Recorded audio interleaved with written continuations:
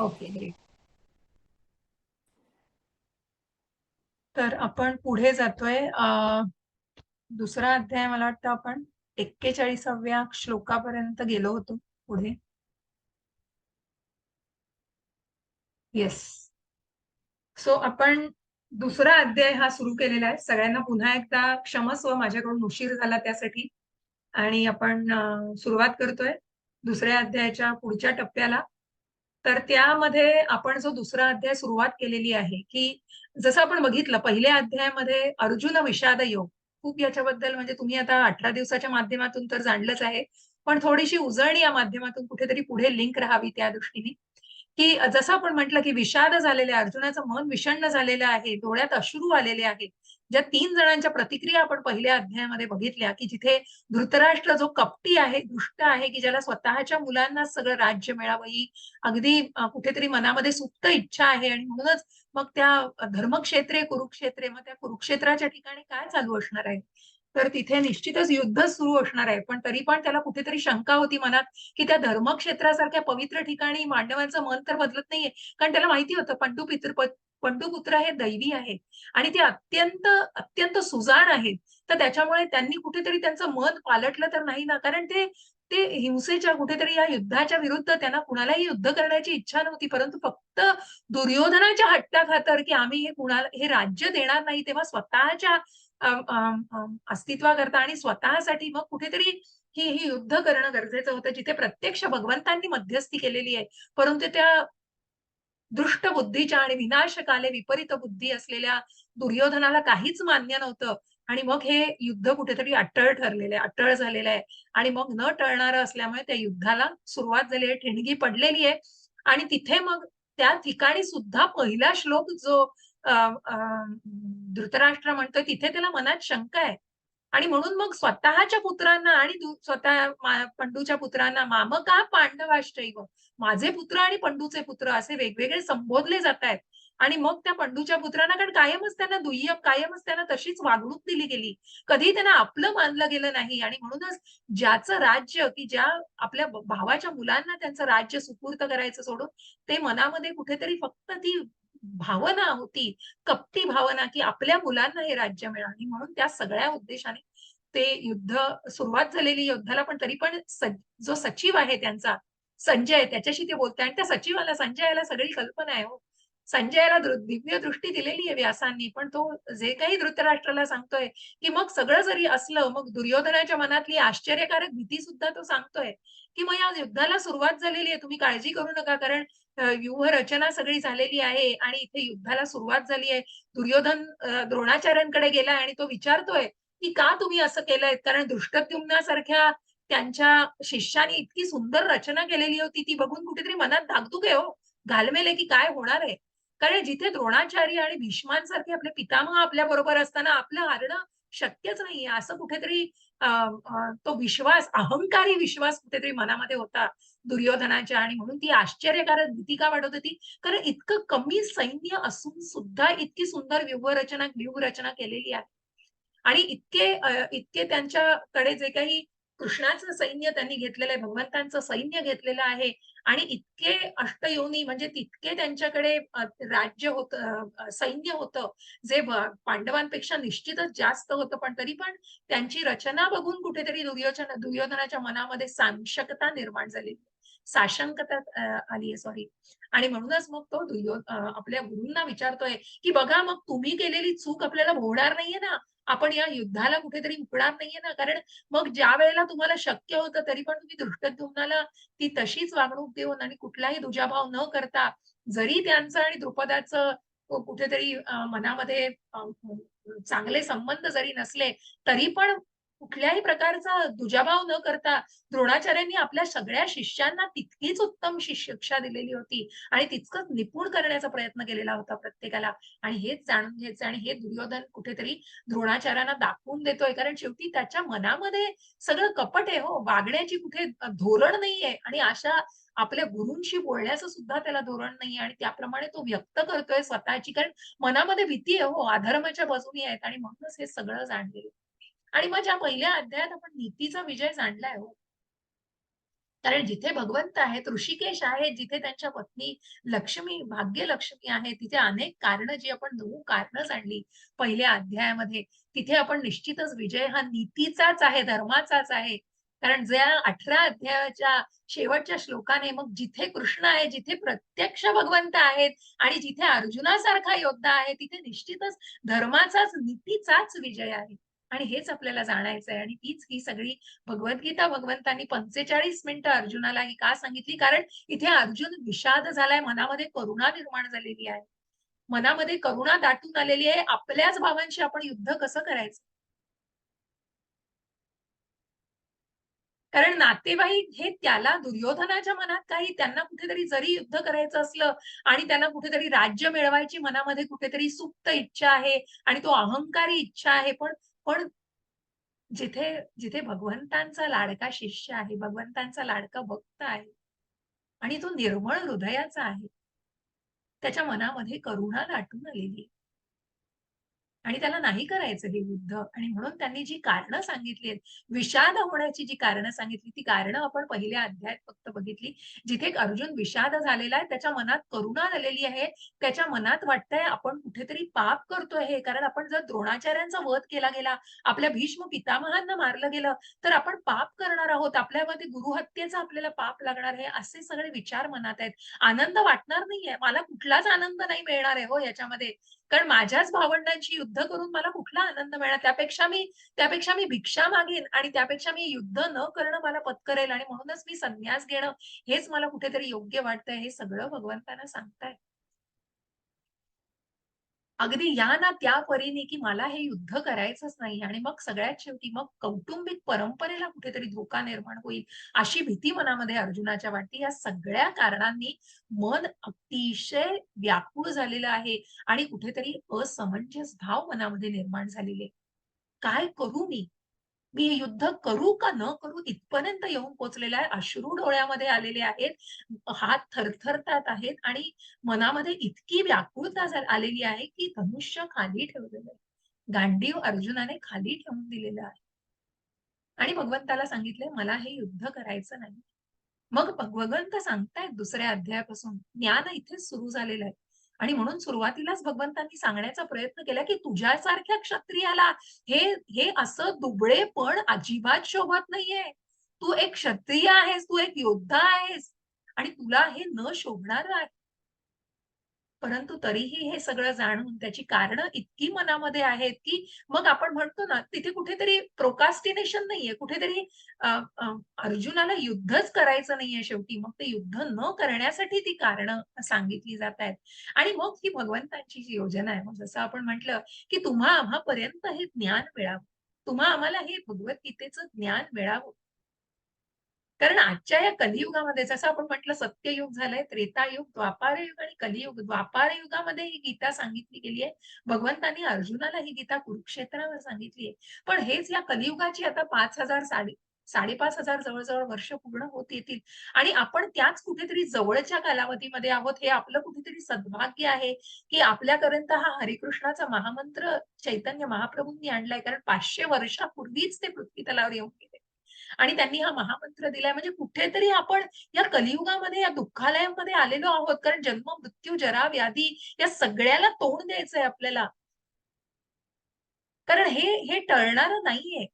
पण आता जे ज्ञान घ्यायचंय, ते ज्ञान निश्चितच कुठेतरी आध्यात्मिक दृष्टीने प्रगत होण्यासाठी, स्वतःला जाणण्यासाठी, मग ती ती जी भावना आणि आत्मसाक्षात्कारी भावना रुजण्यासाठी आणि मग कृष्ण भावना, जी आपण कृष्णा कॉन्शियसनेस आपण ज्या ज्या international society for Krishna consciousness, आंतरराष्ट्रीय कृष्ण भावना भावित संघटना, मग हे कृष्ण भावना भावित कर्म काय आहे, ते आपल्याला जाणायचंय.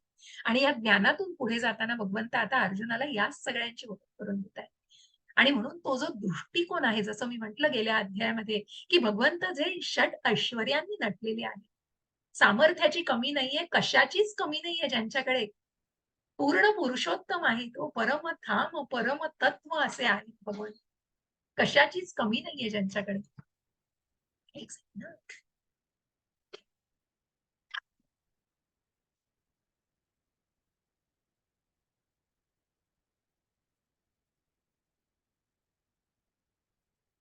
सांगा मला.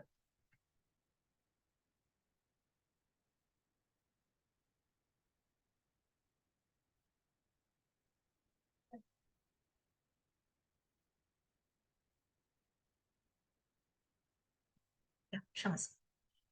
आणि म्हणूनच ज्या भगवंतांनी हे ज्ञान द्यायला सुरुवात केलेली आहे, अशा भगवंतांना जे आपण जाणलेलं आहे, मग ज्या 3 टप्प्यांचं मी तुम्हाला ओळख करून दिलेली आहे, की ज्या ब्रह्म, परमात्मा आणि भगवान, की या 3 स्वरूपामध्ये भगवंतांनी सगळ्यांना स्वीकारलेलं आहे. हो. परंतु ज्या मायावादींनी, निराकारवादींनी आणि मग ज्यांना या भावनेमध्ये येण्यासाठी वेळ लागणार आहे, परंतु जरी त्यांनी भगवंताला ब्रह्म स्वरूपामध्ये, चैतन्य स्वरूपामध्ये, एक शक्ती असलेल्या स्वरूपात आणि मग पुढे जाऊन परमात्मा हे 4 भुजाधारी भगवंतांचं रूप आणि भगवान रूप, अशा 3 टप्प्यामध्ये जी प्रगती केली जाते ती आध्यात्मिक प्रगती. ज्या प्रभुपादांनी याचं उदाहरण खूप सुंदर दिलंय, जसं मी सांगितलं, की सूर्य आणि सूर्यप्रकाश याच्यामधलं कशाप्रकारे जे रिलेशन आहे आणि त्या सूर्यप्रकाशाला जाणणं म्हणजे सूर्याला जाणणं नाहीये. कारण मग सूर्यप्रकाशाला म्हणजे फक्त उजेड, मग सूर्यप्रकाश की दिवस चालू झालेला आहे, त्याच्यानंतर तो दिवस का चालू झालाय? त्याच्यात की तो सूर्यप्रकाशामुळे आहे आणि तो सूर्यप्रकाश कुणापासून येतोय, तो सूर्य कुठे आहे तिथपर्यंत जाणं म्हणजे एकच नाही. हा 3 टप्प्यांवरचा मार्ग तशाच प्रकारे आपण ज्या ब्रह्मज्योतीला, ज्या परमात्मा आणि भगवान, मग ज्या परमात्म्याला म्हणजे ज्या ज्या ब्रह्मांडामध्ये, मग जसं आपण म्हटलं की मग पुढे जाऊन अजून याबद्दलचं ज्ञान, जसं तुम्ही काही जणांनी याबद्दल आता भागवतामध्ये आणि या सगळ्यामध्ये गर्भोदकशाही विष्णू, क्षीरोदकशाही विष्णू, की कशा प्रकारे महाविष्णूचं हे तत्व आहे आणि ते प्रत्येक ब्रह्मांडामध्ये, प्रत्येक जीवामध्ये त्याचं त्याचं त्याचं अस्तित्व आहे. अशा या भगवंतांना आपल्याला जाणायचंय. आणि म्हणून या 3 टप्प्यांवरून पुढे जाऊन या आध्यात्मिक प्रवासामध्ये कुठेतरी उन्नती साधणार आहोत. आणि म्हणूनच ही उन्नती साधून ज्या भगवंतांनी, मग जसं मी म्हटलं, की हे ज्ञान आपल्यापर्यंत पोहोचणं, की आपली इंद्रिय ही अत्यंत, अत्यंत सदोष आहेत. आणि अतिशय लिमिट्स आहेत आपल्या इंद्रियांना, जसं जसं भगवंतांचं नाहीये, ते आध्यात्मिक आहेत. पुढे जाऊन प्रत्येक अध्यायामध्ये ज्या ज्या ईश्वर, जीव, प्रकृती, काळ, कर्म या प्रत्येकाचा उल्लेख आपण बघणार आहोत प्रत्येक अध्यायामध्ये. आणि म्हणूनच त्याच प्रकारे आपण भगवंतांशी जोडले जाणार आहोत. भगवंत म्हणून एकच नाही होणार आहोत. आपण आणि भगवंत हे एकच नाही आहोत, हे कुठेतरी जाणायचं आहे. आणि म्हणूनच जे जे काही तर्कवादी, निराकारवादी, की जे ज्यांना फक्त वाटतंय, की मनुष्य रूप घेऊन फक्त ठराविक काळासाठी भगवंत पृथ्वी लोकाला देत आणि पुन्हा मग ते इच्छेने एक शक्तीच आहेत. असे असे खूप तर्क-वितर्क केले जातात, कारण तिथे ज्ञानाचा अभाव आहे. आणि अशा या भगवंतांना जाणायचं आहे आपल्याला पूर्णपणे. जसं पुढे-पुढे आपण जातोय, भगवंतांना तर जाणणार आहोत. भगवंतांनी आता ज्या ज्ञानाचा खजिना उघडलेला आहे अर्जुनासाठी, त्या ज्ञानाला आपण जाणायला सुरुवात केलेली आहे. कारण जसं मी म्हटलं, की या कलियुगामध्ये हे ज्ञान आपल्यापर्यंत पोहोचावं, त्यासाठीच ही सगळे प्रयोजन आहे. आणि म्हणून पुढे जाऊन 11व्या अध्यायात सुद्धा जेव्हा कारण 10व्या अध्यायातच कुठेतरी भगवद्गीता संपली असती, पण सामान्य माणसाला कुठेतरी फक्त त्या सामान्य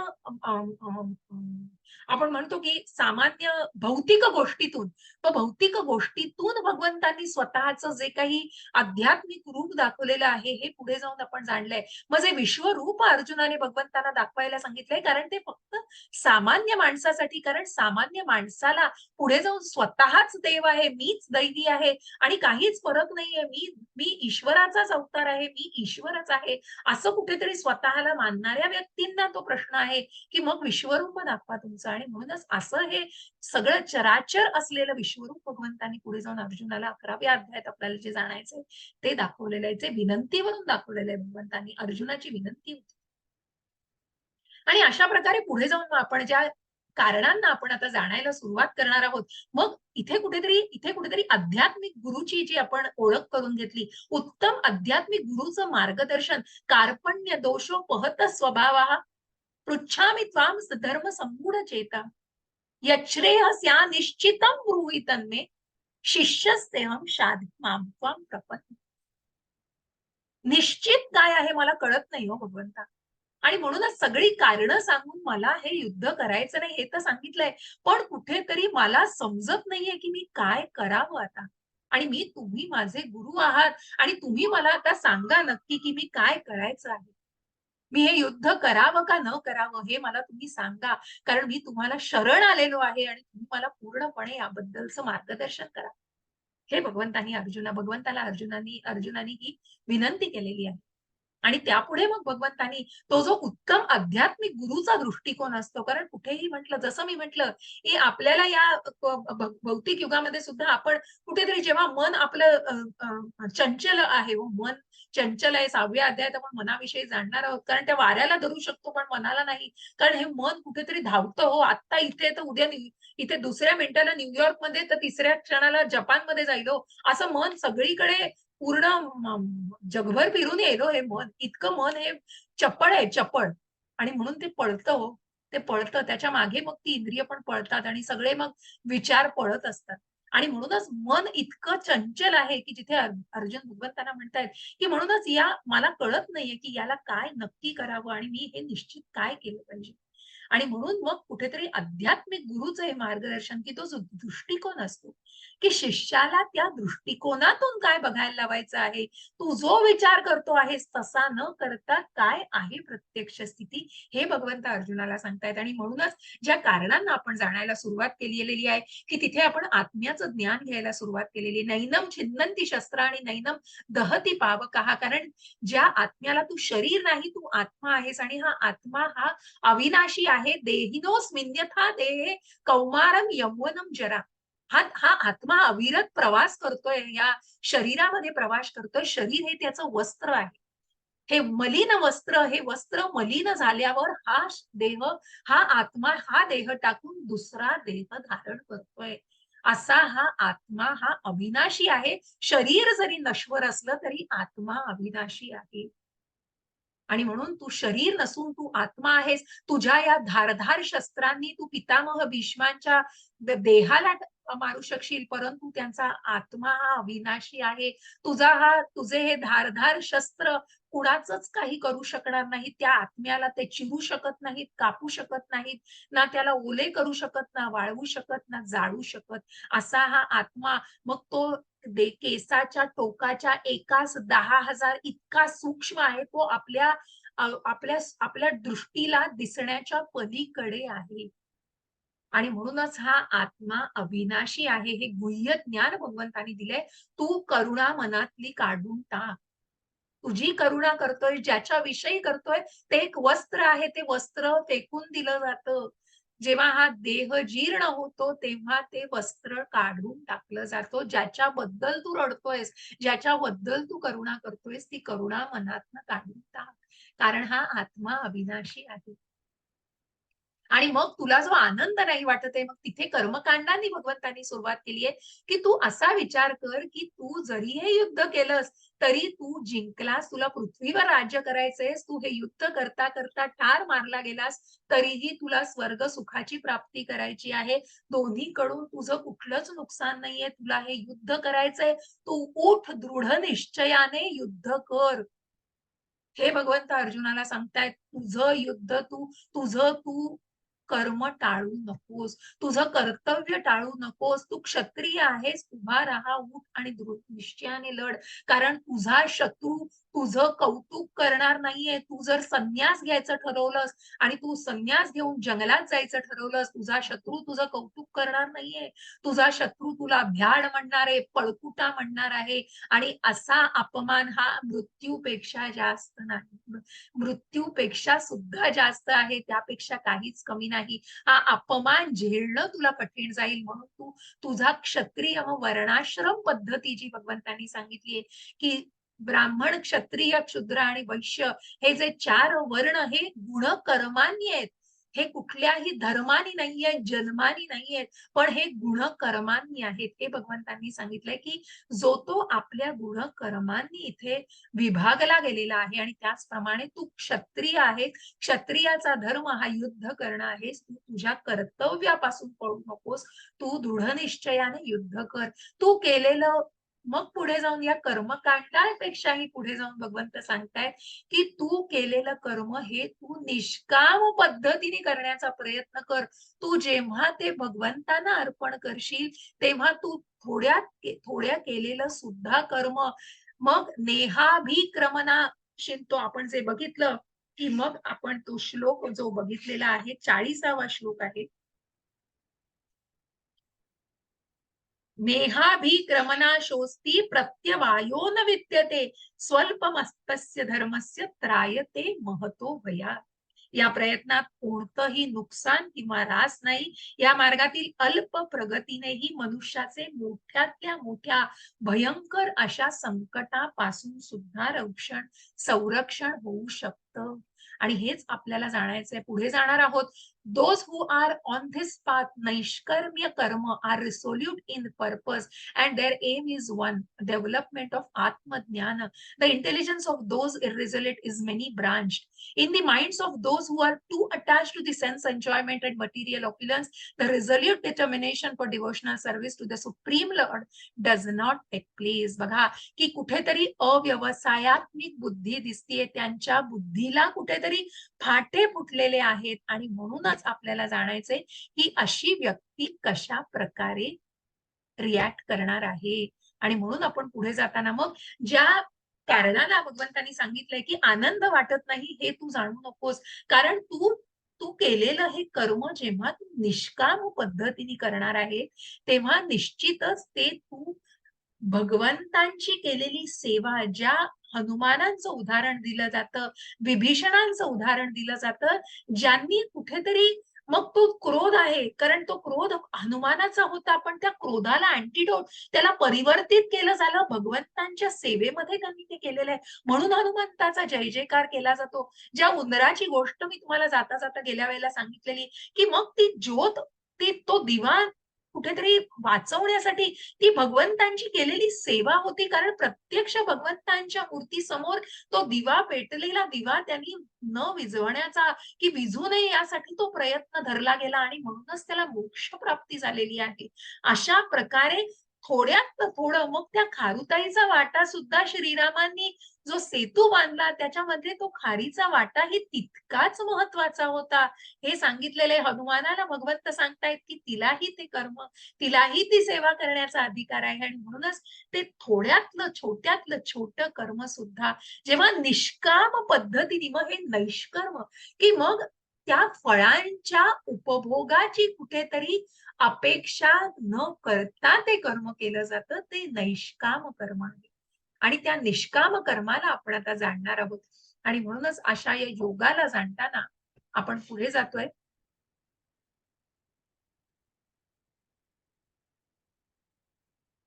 मग आपण हे तात्पर्य वाचूया थोडं. माताजी वाचाल? हरे कृष्ण. माताजी मी जरा एक अर्जंट फोनवर आहे, मी जरा नो प्रॉब्लेम माताजी, नो प्रॉब्लेम. हरे कृष्ण. वाचा वाचा, नक्की नक्की नक्की. हरे कृष्ण. 41व्या श्लोकाचं ना? नाही, 40व्याचं वाचा. 40व्याचं वाचा. आता जो समोर दिसतंय का तुम्हाला? हा, नेहाभिक्रमनाशोस्ति ना? येस येस येस, याचंच माताजी. तात्पर्य: कृष्ण भावना भावित कर्म किंवा इंद्रिय तृप्तीची अपेक्षा न ठेवता श्री कृष्णा प्रित्यर्थ केलेले कर्म हे दिव्य गुणयुक्त कर्म आहे. प्रारंभी असे कर्म जरी अत्यल्प असले तरी त्यामध्ये कोणतेही विघ्न येत नाही आणि अशा अत्यल्प कर्माच्या कधी नाशही होत नाही. भौतिक स्तरावर केलेले कोणतेही कर्म पूर्ण करावेच लागते, नाहीतर त्यासाठी केलेले सारे प्रयत्न निष्फळ ठरतात. परंतु कृष्ण भावनेत प्रारंभ केलेले कर्म जरी पूर्ण झाले नाही तरी त्याचा परिणाम शाश्वत काळासाठी होतो. म्हणून असे कृष्ण भावना युक्त कर्म करणाऱ्यांचे कर्म जरी अपूर्ण राहिले तरी त्याची हानी होत नाही. कृष्ण भावनेमध्ये केलेले 1% कर्मही शाश्वत काळासाठी असते. म्हणून अशा कर्माचा जेव्हा पुन्हा आरंभ होतो तेव्हा ते 2% पुढे सुरू होते. परंतु भौतिक कर्म 100% झाल्या वाचून लाभदायक होत नाही. अजामिलाने आपले कर्तव्य नाही काही प्रमाणात कृष्ण भावनेने केले होते, पण भगवंताच्या कृपेने त्याला 100% फलप्राप्ती झाली. या संबंधी श्रीमद भागवतात एक सुंदर श्लोक आहे. त्यक्ता सधर्म चरणांबुजम हरेर भजनम प्रवक्तम पतेत्यतो यदि यत्र क्व वाभद्रम भूतमनुष्य किम को वार्थ आपतो भजताम स्वधर्मतः. जर एखाद्या आपल्या नियत कर्माचा त्याग करून कृष्ण भावनेमध्ये कर्म करतो आणि अशा कर्माची पूर्तता न झाल्यामुळे पतित झाला तर यामध्ये त्याचा काय तोटा होणार आहे आणि त्याने आपली भौतिक कर्मे पूर्ण केली आहेत त्याचा त्याला काय फायदा होणार आहे किंवा ख्रिश्चन म्हणतात त्याप्रमाणे मनुष्याला जरी संपूर्ण जगाची प्राप्ती झाली पण शाश्वत आत्माच जर गमवावा लागला तर त्या मनुष्याचा त्यात काय लाभ आहे. भौतिक कर्म आणि त्यापासून होणारी फलप्राप्ती याचा शरीराबरोबरच अंत होतो परंतु कृष्ण भावनेने केलेले कर्म मनुष्याला शरीराच्या नाशानंतरही कृष्ण भावनेकडेच घेऊन जाते. निदान पुढील जन्म मनुष्य योनीतच प्राप्त होण्याची तरी निश्चित संधी त्याला असते. असा जन्म त्याला महान सुसंस्कृत ब्राह्मणाच्या घरी किंवा एखाद्या श्रीमंत वैभवशाली कुटुंबात मिळतो ज्यामुळे त्याला कृष्ण भावनेत पुन्हा उन्नत होण्याची संधी मिळते. कृष्ण भावनेत केलेल्या कर्माचा हाच अप्रतिम गुण आहे.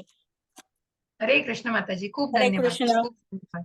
खूप सुंदर तात्पर्य आहे. म्हणूनच काही तात्पर्य असं वाटतं की नक्कीच पूर्ण वाचली पाहिजेत, कारण त्याच्यामध्ये जो सुंदर अर्थ दडलेला आणि प्रभुपादांनी हे इतकं सुंदरपणे समजावलेलं आहे की बघा, कृष्ण भावनाभावित कर्म आणि भौतिक कर्म की याच्यामध्ये कुठला मग जे कर्म म्हणूनच जे नेहाभिक्रमणोषस्ती म्हणजे कशा प्रकारे क्रमनाश शोधती की कुठल्याही प्रकारचा नाश त्याच्यामध्ये कुठल्याही प्रकारचं तुम्हाला हानी होणार नाहीये. म्हणून मग 9व्या अध्यायामध्ये आपण याचा उल्लेख पुन्हा बघतो की मग योगक्षेमम वहाम्यहम, जिथे LIC सारखं कंपनी जे ब्रीदवाक्य म्हणून करतात की जिंदगी के साथ भी आणि जिंदगी के बाद भी हो. आणि म्हणूनच हे कृष्ण भावना भावित कर्म जसं म्हटलेलं आहे बघा, की मग ही जी ओढ आहे की मग ती शरीराबरोबरच त्याचा अंत होत नाही, शरीराच्या नाशानंतरही कृष्ण भावनेकडेच घेऊन जाते. आणि म्हणूनच भगवंत त्या भक्तीला कायम जपतायत हो. आणि म्हणून ज्या 6व्या 7व्या अध्यायात सुद्धा आपल्याला याचा उल्लेख की मग हे केलं की 6व्या अध्यायात अर्जुनाने भगवंताला पुन्हा काही प्रश्न विचारले, त्याचीही उत्तर देताना याचा उल्लेख केला जातो की मग ती त्यांचं काय होतं, अर्धवट जर ती राहिली, ती पूर्ण भक्ती जर झाली नाही आणि ते जे काही कर्म सुरू केलेले आहे ते जरी ते तरी अगदी तडीच गेलं नाही आणि 1%, 2%, 5%, 10%, 40% झालं तरी ते पुढच्या जन्मापासून मग तो मनुष्य जन्म मिळेल हेही निश्चित होतं आणि पुढच्या जन्मापासून ते 41% किंवा 11%, 12% जिथे संपवलेलं असतं तिथे ते सुरू होतं. आणि म्हणूनच ते कुठेतरी त्याचं जे महत्व आहे, कारण ते फलाच्या अपेक्षेविना केलं जातं, निष्काम पद्धतीने केलं जातं, ते कृष्ण भावनेमध्ये केलं जातं. सर्वम कृष्णार्पणम, जे काही आहे ते तुझंच आहे भगवंता. आणि म्हणून आपण ते फक्त आपण एक त्याच्या माध्यमातून ते उपयोग करतोय त्याचा, परंतु जे काही आहे ते भगवंतांचं आहे. आणि म्हणूनच त्या फलप्राप्तीला न अपेक्षा धरता जेव्हा ते केलं जातं तेव्हा ते निश्चितच योग्य पद्धतीने केलं जातं. आणि म्हणूनच हे सुंदर प्रकारे असं त्याचा उल्लेख आणि मग भागवतात मधला श्लोक त्याच्यामध्ये उल्लेखलेला आहे. बाकी अनेक याच्यावर मग जी चर्चा, मग आपण आत्ताच आम्ही काही इतरही आध्यात्मिक पुस्तकं वाचली जात आहेत, तिथेही येशू ख्रिस्ताचा उल्लेख केला जातो की ज्या आत्मसाक्षात्काराचे विज्ञान याच्यामध्येही अनेक प्रकारे उल्लेख केला गेलेला आहे की मग ज्या प्रकारे ती भावना, मग ती कृष्ण भावना महत्वाची आहे आणि ती भावना जोपासणं, ही जोपासणं खूप सोपं नाहीये हो. मग त्या भावनेमध्ये स्वतःला आणणं म्हणजे फक्त इस्कॉन मध्ये आलंय आणि ती भावना जाणली आणि आपण ते केलंय नाही, ते कर्म करायला मग आपण पुढे जाऊन अजून त्याच्याबद्दलचे जास्त सखोल डिटेल्स जाणणार आहोत. अशा प्रकारे आपण या ज्ञानाचं कुठेतरी पुढे जातोय आणि त्याच मार्गावरती आता भगवंत अर्जुनाला सांगतायत की मग या मार्गावरच्यांची बुद्धी कशी असते हो, की मग व्यवसायात्मिक बुद्धी असते का अव्यवसायात्मिक, कुठेतरी त्या तुझ्या बुद्धीला कशा प्रकारे फाटे फुटलेले आहेत, परंतु तसं होणं उपयोगाचं नाहीये. व्यवसायात्मिका बुद्धी रेकेह कुरुनंदन बहुशाखान्यनंताश्च बुद्ध्यो अव्यवसायिना. कुणाला वाचायचंय ट्रान्सलेशन? हरे कृष्ण. हरे वाच कृष्ण माताजी. कोणी वाच वाचू शकता? नक्की वाचा वाच वाचा प्रभूजी, वाचा प्रभूजी. तात्पर्य वाचायचं ना माताजी? हा, आधी हे वाचा, ट्रान्सलेशन वाचा प्रभूजी. Okay okay. हरे कृष्ण. जे या मार्गावर, हरे कृष्ण, जे या मार्गावर असतात त्यांची बुद्धी दृढ निश्चयी असते आणि त्यांचे ध्येयही जे डळमळीत वृत्तीचे असतात त्यांच्या बुद्धीला अनेक फाटे फुटलेले असतात. तात्पर्य कृष्ण भावनेद्वारे एक मिनिट हा प्रभूजी, बरंच मोठं असेल, आपण काही त्यातले ठीक आहे, तुम्ही वाचायला सुरुवात करा, मी सांगते तुम्हाला. कृष्ण भावनेद्वारे एखाद्याची जीवनाच्या परमोच्च सिद्धीप्रत उन्नती होऊ शकते. या विश्वासाला व्यावसायिक बुद्धी म्हटले जाते. चैतन्य चरित्रामृतात मध्य 22.62 मध्ये सांगितले आहे की हा शब्दे विश्वास विश्वास कहे सदृढ निश्चय कृष्ण भक्ती कैले सर्व कर्म कृत है. श्रद्धा म्हणजे उदात्त गोष्टीवर विश्वास, दृढ विश्वास होय. जेव्हा मनुष्य कृष्ण भावना भावित कर्म करू लागतो तेव्हा भौतिक जगाशी संबंधित असणाऱ्या वंश परंपरा, मानवता किंवा राष्ट्रीयता इत्यादींच्या प्रती त्याने कोणतेही कर्तव्य करण्याची गरज नाही. गतकाळात केलेल्या शुभ अथवा अशुभ कार्यांमुळे तो सकाम कर्मांमध्ये मग्न होतो. जेव्हा त्याच्यामध्ये कृष्ण भावना जागृत होते तेव्हा त्याला आपल्या कार्यामध्ये चांगले फळ मिळविण्यासाठी प्रयत्न करण्याची आवश्यकता नाही. कृष्ण भावनेत स्थिर झालेल्या व्यक्तीच्या सर्व क्रिया परमपूर्ण स्तरावर असतात, कारण कृष्ण भावना भावित कर्म हे चांगले आणि वाईट या द्वंद्वांच्या पलीकडे असते. जीवनाविषयीच्या भौतिक संकल्पनेचा त्याग म्हणजे कृष्ण भावनेची परमोच्च परिपूर्णता होय. कृष्ण भावनेची प्राप्ती होते. हरे कृष्ण कृष्ण, भावना थोडं थांबूया आपण इथे. हरे कृष्ण. आणि हरे कृष्ण, खूप खूप धन्यवाद प्रभूजी. तर इथे आपण आता याविषयी म्हणजे सगळं तात्पर्य आपल्याला त्याच विषयी जाणायचंय की कशा प्रकारे मग भक्तीचा पहिला मार्ग, पहिला टप्पा हा श्रद्धा आहे. श्रद्धा म्हणजे दृढ विश्वास, आणि म्हणूनच भक्तीचा हा पहिला टप्पा श्रद्धा, आणि मग श्रद्धा, साधुसंग, भजन क्रिया, मग जी अनर्थ निवृत्ती या सगळ्या भौतिक गोष्टींमधून स्वतःला कुठेतरी बाहेर काढणं, आणि मग ती रुची, निष्ठा आणि भगवंतांप्रती आसक्ती, भावभक्ती आणि प्रेमभक्ती, अशा 9 या स्तरांवरून जायचंय. पण त्या स्तरांवरून जाण्याआधी आपण म्हणतो ना, आधी आलातच नसेल तर ते पोहऱ्यात कुठून येणार. जर ती श्रद्धाच मनामध्ये नसेल तर पुढची कृष्ण भावना जागरूक व्हायला खूप वेळ लागेल, कालावधी लागेल. मग त्यासाठी ती श्रद्धा, मनामध्ये दृढ विश्वास, भगवंतांना जाणायचंय. मनात प्रश्न असू देत हो, पण शंका नसू दे. आणि मग त्या शंकेच्या कुठेतरी त्या डळमळीत अशा गोष्टीवर आपली भावना नको डेव्हलप व्हायला आणि प्रगत व्हायला. आणि म्हणूनच ती श्रद्धा महत्वाची, कृष्ण भावना भावित कर्म करण्यासाठी. आणि म्हणूनच मग कशा प्रकारे, तर ते कुठेतरी या द्वंद्वाच्या शुभ अशुभ आणि या चांगलं वाईट या सगळ्याच्या पलीकडे असतं. जसं आपण म्हणतो की गुणातीत सत्व, रज आणि तम या गुणांच्या पलीकडे तो विचार केला जातो, ती व्यक्ती गुणातीत झालेली असते. आणि म्हणूनच अशीच व्यक्ती की जी या सगळ्या चांगल्या वाईट काय जे काही परिणाम आहेत ते माझे आहेत आणि त्या सगळ्याच्या पलीकडे गेलेली असते. आणि म्हणूनच मग वासुदेव सर्वम इति समहात्मा दुर्लभ सुदुर्लभ, कृष्ण भावना भावित व्यक्ती ही एक दुर्मिळ महात्मा आहे. कारण मग तीच व्यक्ती पूर्णपणे जाणू शकते की भगवंत, प्रत्यक्ष भगवंत कोण आहेत आणि भगवंत या सगळ्याचे मूळ, की जे मग भोक्तारम यज्ञ तपसाम सर्व लोक महेश्वरम, की जे प्रत्यक्ष भगवंत सगळ्याचे भोक्ता आहेत. आणि म्हणूनच आपण त्या ज्या आध्यात्मिक गुरुचं अर्जुन मार्गदर्शन घेत आहेत त्यांना पूर्णपणे अर्जुनाने जाणलेलं आहे. आणि म्हणूनच या सगळ्याच्या पलीकडे आणि मन, आणि म्हणून मग जी बुद्धी की ज्याला कुठेतरी फाटे फुटलेले आहेत, ही फाटे फुटलेली बुद्धी नसावी, तर ती बुद्धी कशी असावी, ती दृढ बुद्धी असावी. आणि मग आता भगवंत पुढे जाऊन त्या त्या व्यक्तीविषयी पुढे जाणणार आहेत. परंतु त्याआधी आपल्याला जाणायचं आहे की कशा प्रकारे मग सकाम कर्मामध्ये किंवा कशा प्रकारे या बुद्धीचं अव्यवसायात्मिक बुद्धीमध्ये कुठेतरी रूपांतर झालेलं असतं. थोडंसं आपण इंग्लिश एखादी स्लाइड शेअर करून मला तुम्हाला थोडासा त्याचा फिलॉसॉफिकल दृष्टिकोन दाखवावा असा वाटतो. चांगल्या स्लाइड्स आहेत खूप त्या पण.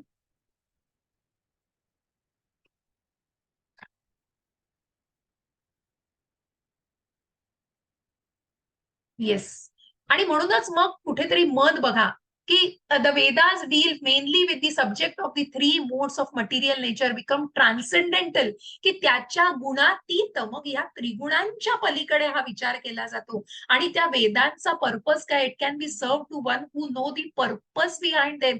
वेदांना जाणणं आहे म्हणजे वेदांचा अर्थ जाणून घ्यायचा आहे. You have the right to perform your prescribe duty, but you are not entitled to the fruits of action. निष्काम पद्धतीने ते कर्म करायचंय आणि म्हणून त्या निष्काम पद्धतीने करणाऱ्या कर्माला जास्त आपण त्या कर्माला स्वतःमध्ये आणण्याचा प्रयत्न करायचा आहे.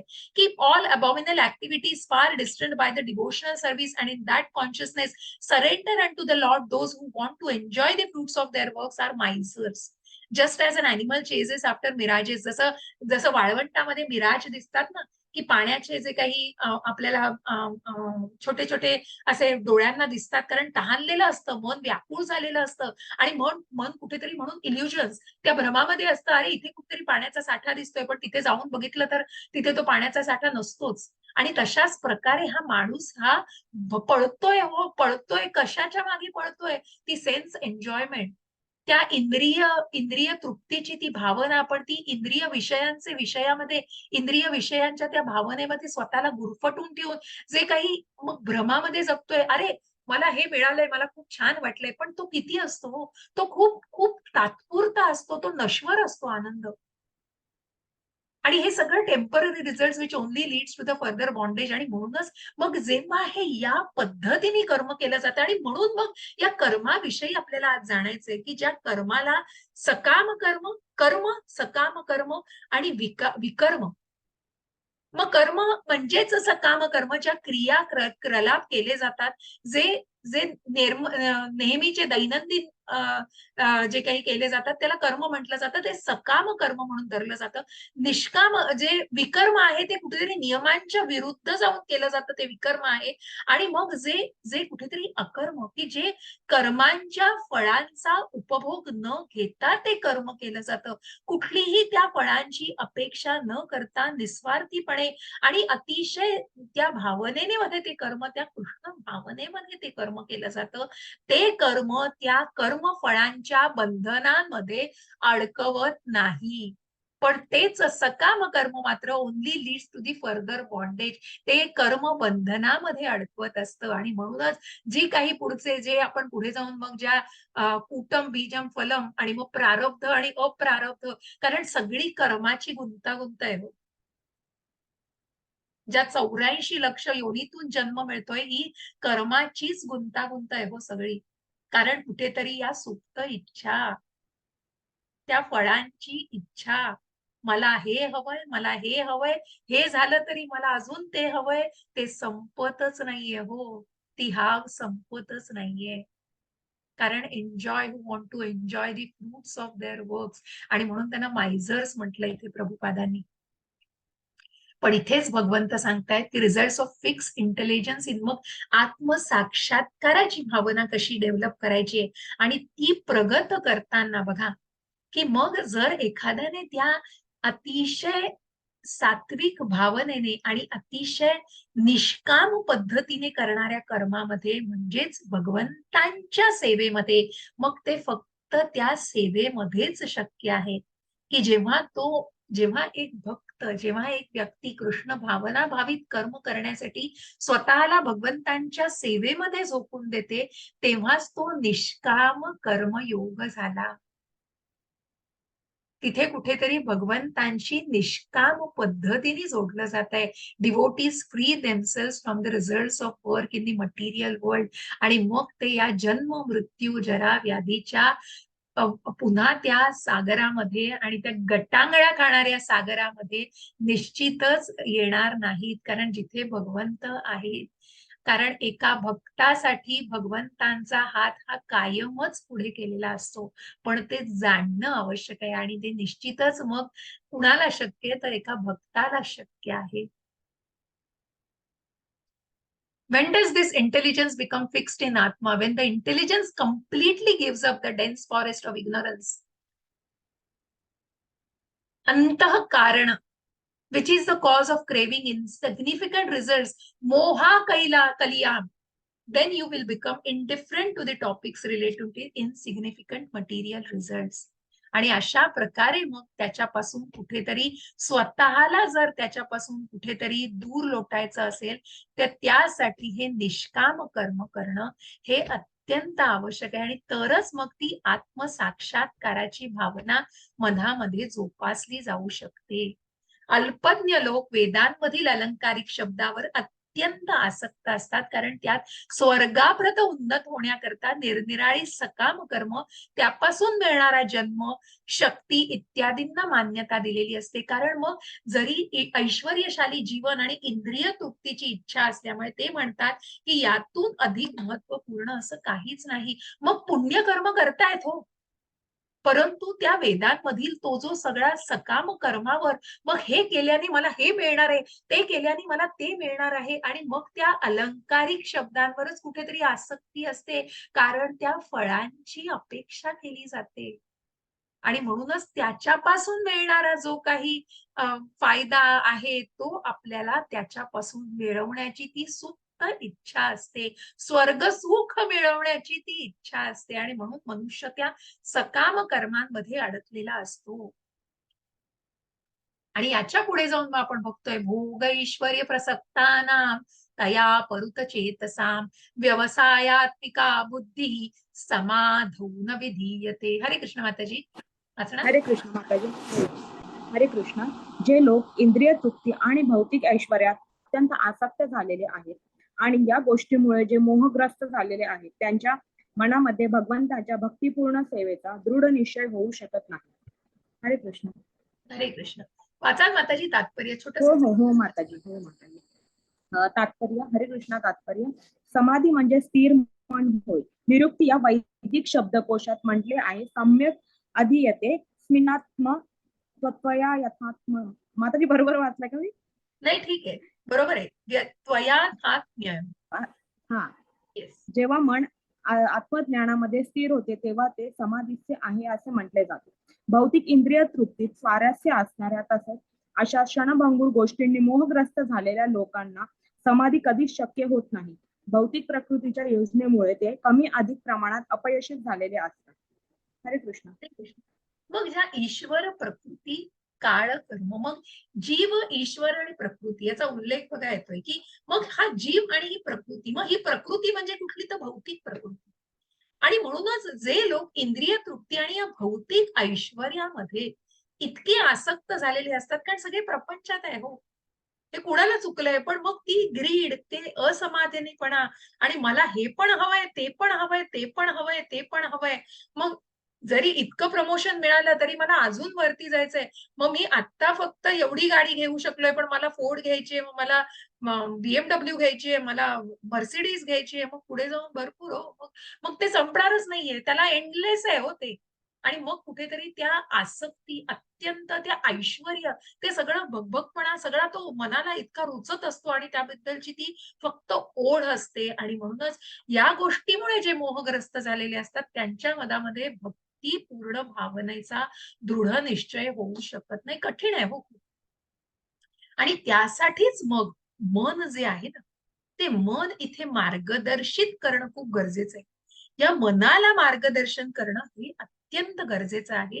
हे मन जर आत्मज्ञानामध्ये स्थिर झालं तरच ते समाधीस्थ, तरच ते भगवंतांशी जोडलं गेलेलं.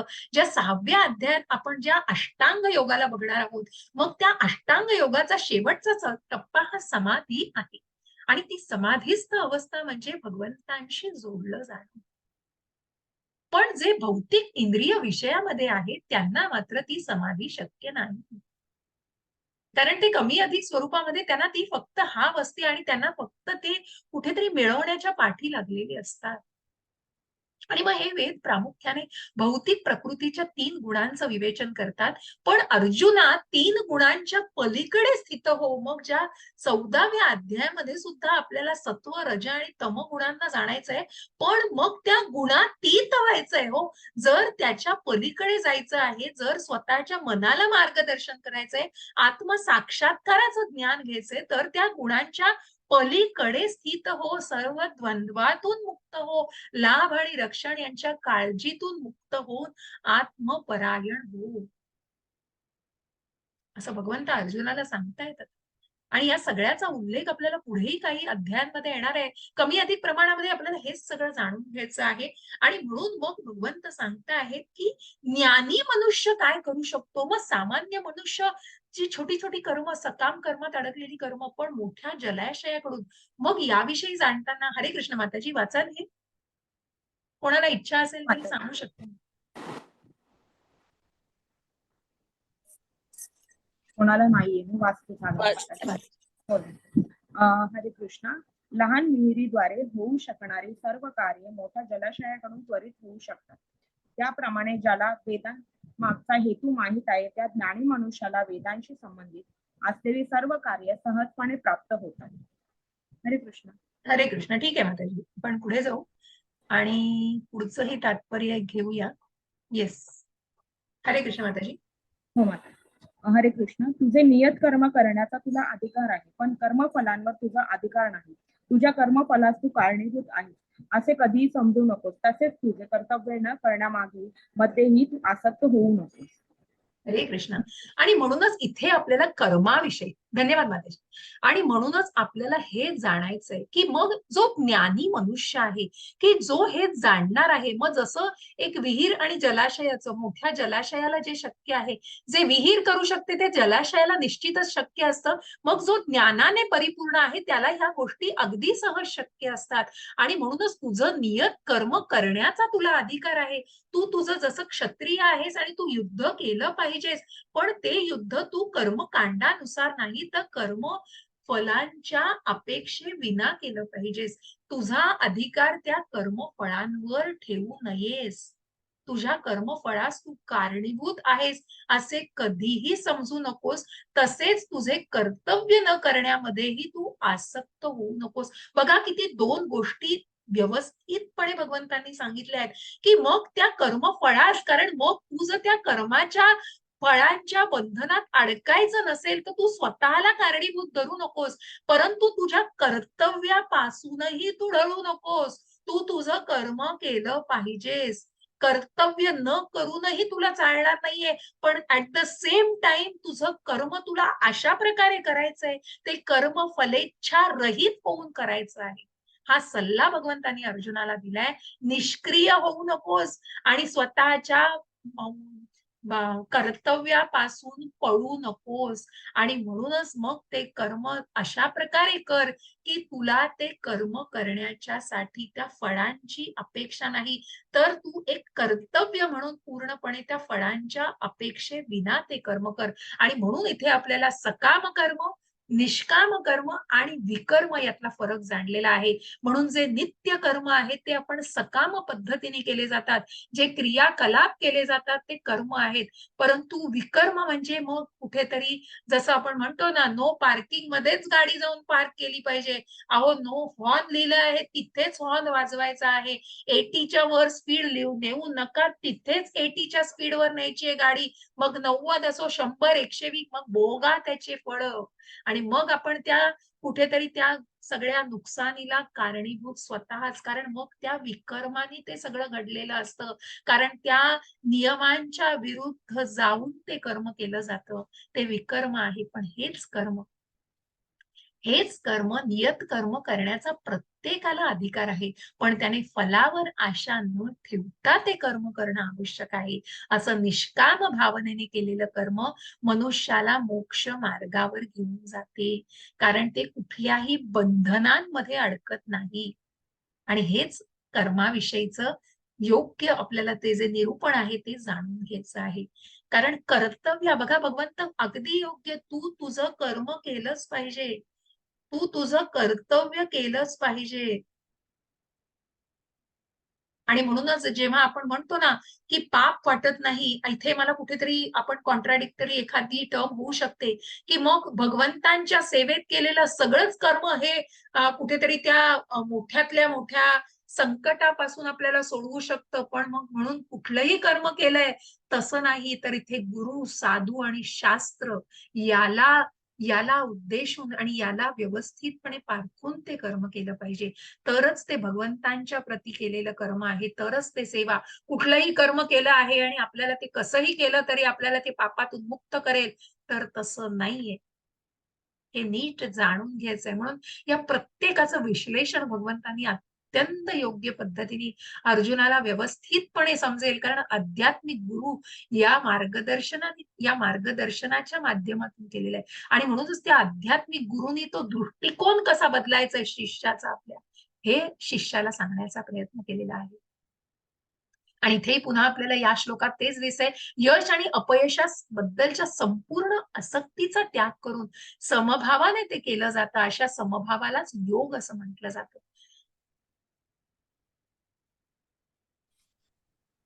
आणि हेही श्लोक आपल्याला कर्मफळांचा उपभोग न घेता आणि मग आपण थोडंसं पुढे जाऊन आता आपल्याला जाणायचं आहे की भक्तिपूर्ण सेवेमध्ये संलग्न झालेला मनुष्य या जन्मात सुद्धा चांगल्या आणि वाईट कर्मांपासून मुक्त होतो. म्हणून योगयुक्त होण्याचा प्रयत्न, कारण योग हेच सर्व कर्मातील कौशल्य आहे. वाचाल माताजी हे तात्पर्य. हरे कृष्ण. हो माताजी. भक्तिपूर्ण सेवेमध्ये संलग्न झालेला मनुष्य या जन्मात सुद्धा चांगल्या आणि वाईट कर्मापासून मुक्त होतो. म्हणून योगयुक्त होण्याचा प्रयत्न कर, कारण योग हे सर्व कर्मातील कौशल्य आहे. तात्पर्य पण ना माताजी. हा वाचा माताजी. हरे कृष्ण. अतिप्राचीन काळापासून प्रत्येक जीवात्म्याने आपल्या चांगल्या आणि वाईट कर्माच्या विविध फलांचा संशय केला आहे. म्हणूनच तो आपल्या मूळ वैधानिक स्वरूपस्थितीपासून सतत अनभिज्ञ राहिला आहे. मनुष्याचे अज्ञान भगवद्गीतेतील उपदेशांद्वारे दूर होऊ शकते. भगवद्गीता मनुष्याला सर्व परिस्थितीत भगवान श्रीकृष्णांना शरण जाण्यास आणि जन्मजन्मांतरापासून संचित झालेल्या क्रिया आणि प्रतिक्रियांच्या चक्रात बळी पडण्यापासून वाचविण्यास शिकवते. म्हणून अर्जुनाला कृष्ण भावनेमध्ये कर्म करण्याचा सल्ला देण्यात आला आहे, कारण भावना ही शुद्धीकरणाची प्रक्रिया आहे. हरे हरे कृष्ण. हरे कृष्ण. आणि म्हणूनच कृष्ण भावना भावित कर्म, जे भगवंत अर्जुनाला सांगतायत की या सगळ्या सुख दुःख, मग शीतोष्ण सुख दुःख दहा, की कशा प्रकारे भक्त हा सगळ्या गोष्टींना सहन करतो. मग त्या उन्हाळ्यातील ती उष्णता पण सहन केली जाते, हिवाळ्यातील त्या अत्यंत थंडपणा पण सहन केला जातो. या सगळ्याला कुठेतरी त्याच्या पलीकडे, कारण त्या सुख दुःखांपासून त्याला कुठेतरी त्याच्या पलीकडे गेलेला असतो आणि त्यांनी स्वतःला त्याप्रमाणे तयार केलेलं असतं. आणि भगवद्गीतेचं ज्ञान हे आपल्याला तेपर्यंतच पोहोचवत आहे. म्हणून याप्रमाणे भगवंतांच्या भक्तिपूर्ण सेवेमध्ये संलग्न होऊन महान ऋषीमुनी अथवा भक्तगण भौतिक जगातील कर्मफलापासून मुक्त होतात.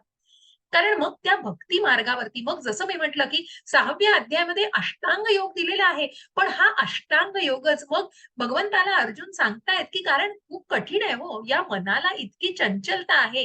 हे मन जिथे वाऱ्याप्रमाणे पळतंय त्या वाऱ्याला मी धरू शकेन, पण मनाला नाही.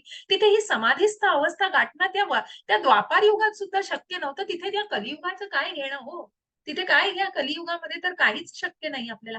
आणि म्हणूनच मग हा जो भक्तीचा मार्ग, हा अत्यंत श्रेष्ठ मार्ग जो दाखवलाय.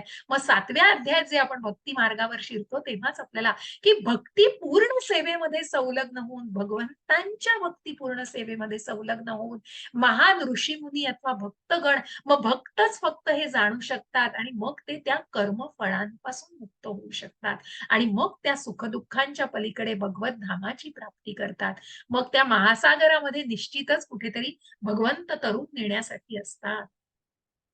जेव्हा तुझी बुद्धी या मोहरूपी घनदाट अरण्याच्या पार होईल, तेव्हा तू जे सर्व ऐकलेले आहेस आणि सर्व काही ऐकावयाचे आहेस त्या सर्वांबद्दल उदासीन होशील. मग कुठेतरी जेव्हा त्याची बुद्धी, मग या बुद्धीला फाटे फुटलेले आहेत, तिथेच भगवंत सांगतायत की व्यवसायात्मिक बुद्धीला कुठेतरी तुझी अव्यवसायात्मिक झालेली आहे आणि म्हणून केवळ भगवंतांची भक्ती करून वेदातील कर्मकांडांविषयी जे उदासीन झाले आहेत, अशा महान भगवत भक्तांच्या चरित्रांची पुष्कळ चांगली उदाहरणं आहेत. जेव्हा एखादा मनुष्य वास्तविकपणे श्रीकृष्ण आणि त्यांच्याशी असणारा आपला संबंध जाणतो, तेव्हा तो जरी पारंगत ब्राह्मण असला तरी तो सकाम कर्मांच्या विधीपासून स्वाभाविकपणेच पूर्णपणे उदासीन होतो.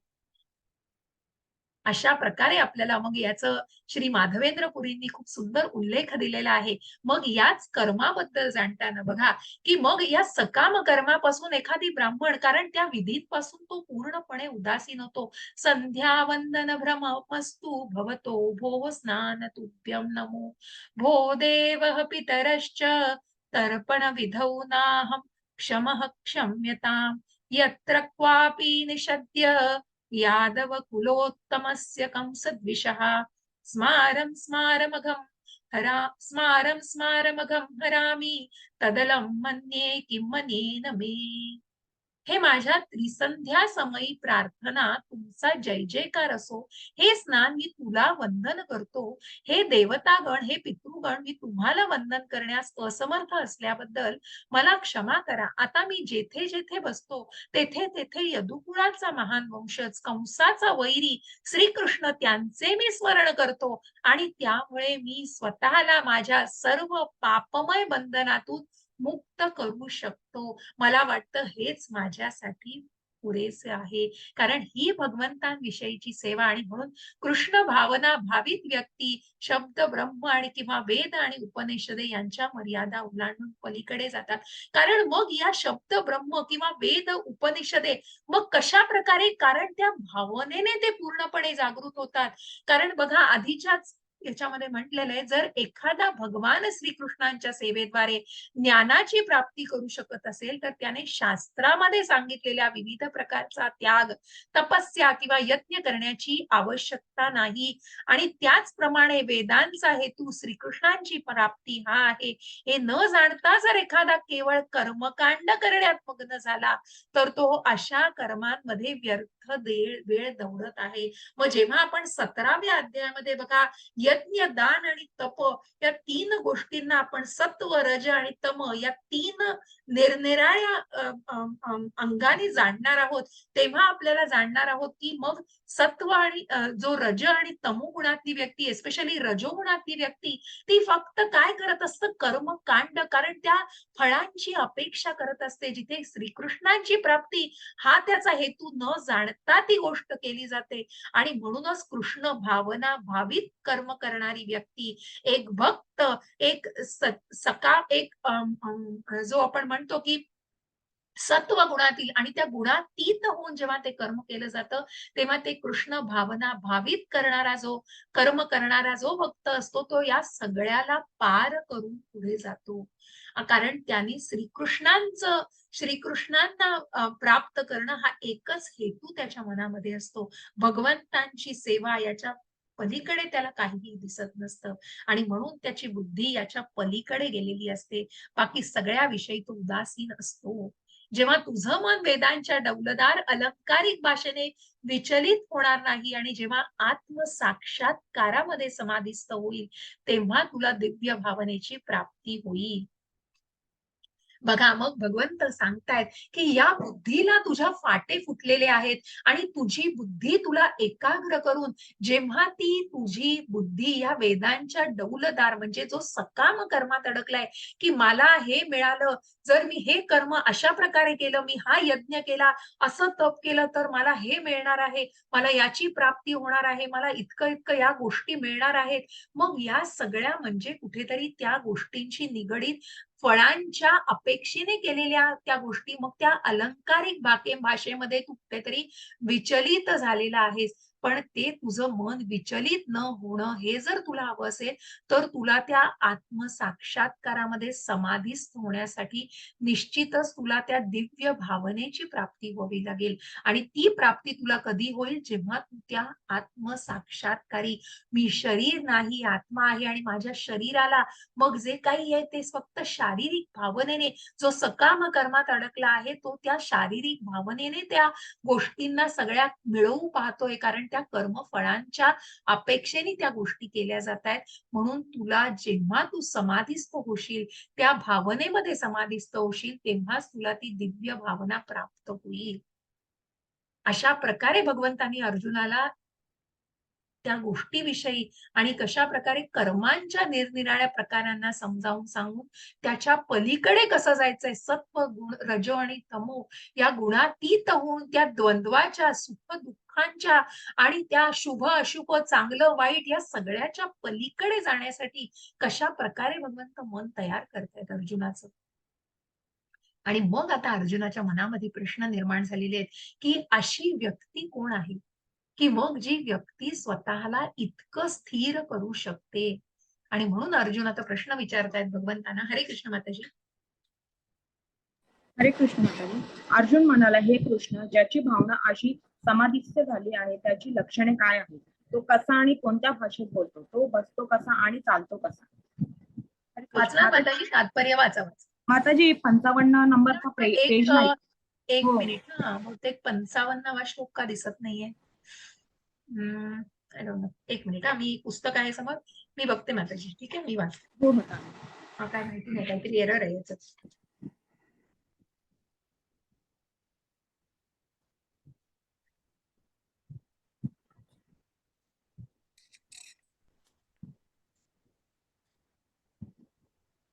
ठीक आहे.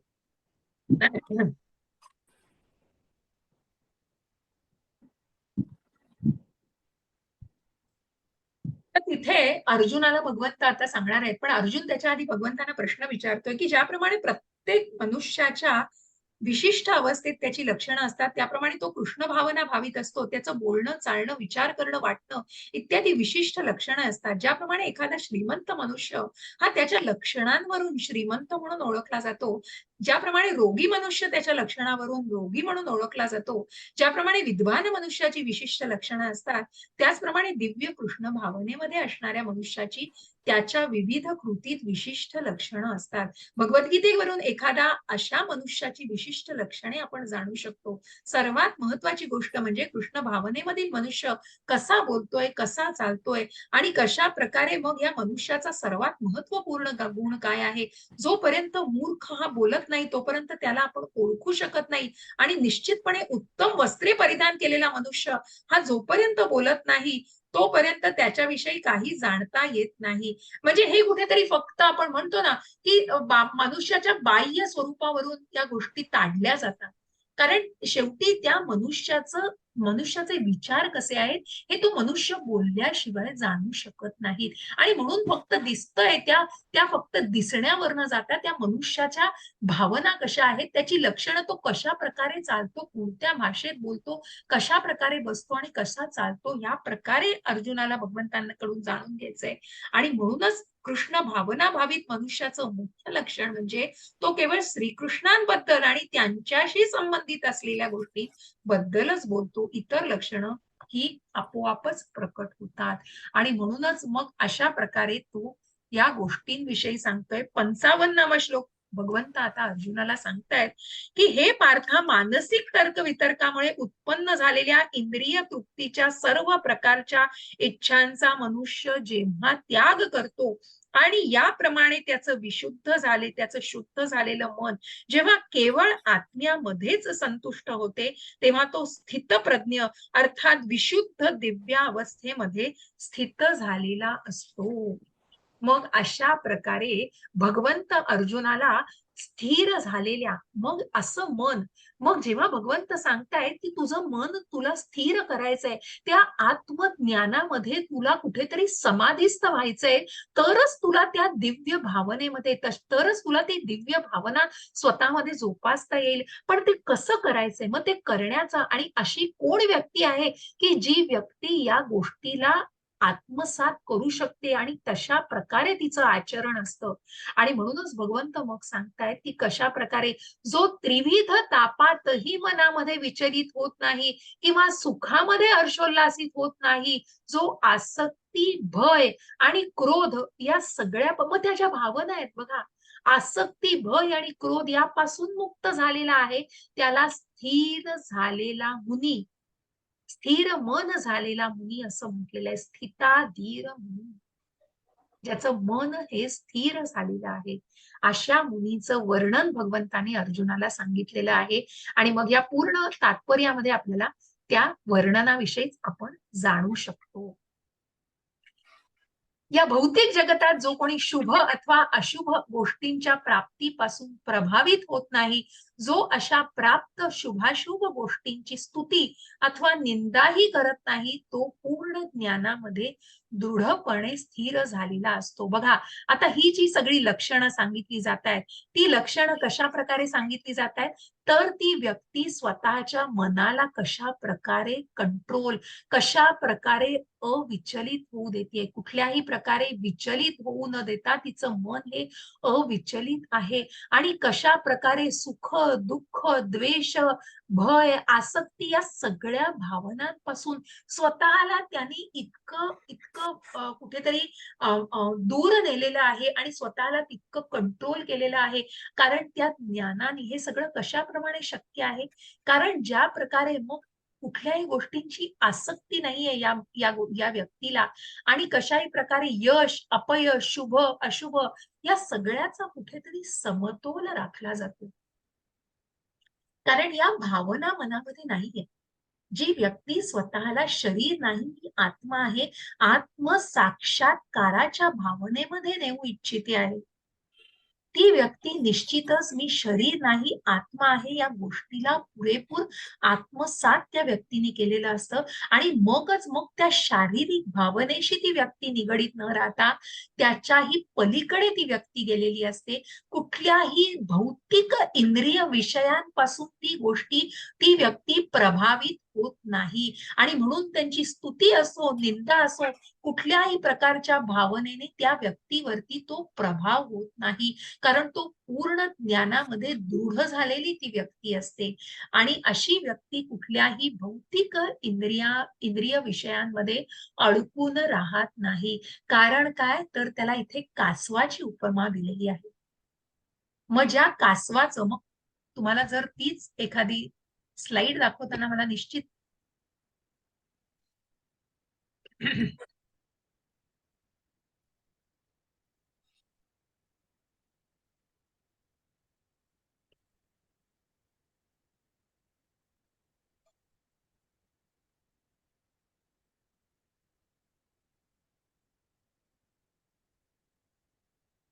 येस.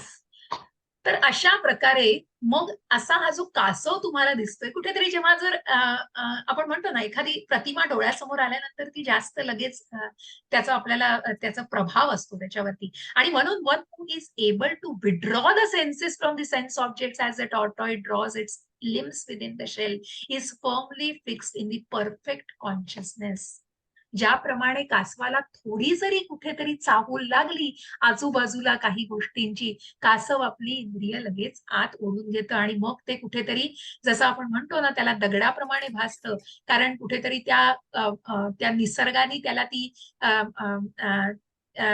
तो गुणधर्म दिलेला आहे की ज्याला आपण म्हणतो केमोफ्लाज करणं, की ज्या प्रकारे मग तो त्या दगडाप्रमाणेच भासतो. कारण ती आपली इंद्रिय तो आवरून घेतो आणि ती त्याच्या संरक्षणार्थ तो आवरून घेतो. आणि त्याच प्रकारे ती उपमा या स्थिताधीर मुनीला दिलेली आहे. कारण मग या बाह्य भौतिक गोष्टींचं कुठेतरी जरी या मायेचं थोडं जरी काही आकलन झालं आणि त्या ज्ञानामध्ये ती व्यक्ती एवढी परिपूर्ण असते की ती कासवाप्रमाणे आपली इंद्रिय आत ओढून घेतं, त्या इंद्रिय विषयांची आसक्ती आत ओढून घेतं, कुठल्याही प्रकारची ओढ राहत नाही मनामध्ये. आणि म्हणूनच त्या व्यक्तीला परफेक्ट कॉन्शियसनेस, आणि म्हणून ती व्यक्ती पूर्ण कृष्ण भावना भावित अशी व्यक्ती असते की जिच्या मनामध्ये आपल्याला या गोष्टी पूर्णपणे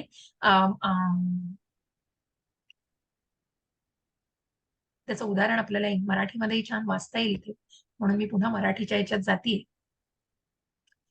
तर त्या इंद्रिय विषयांपासून कशा प्रकारे ती व्यक्ती मन ओढून घेतं बघा.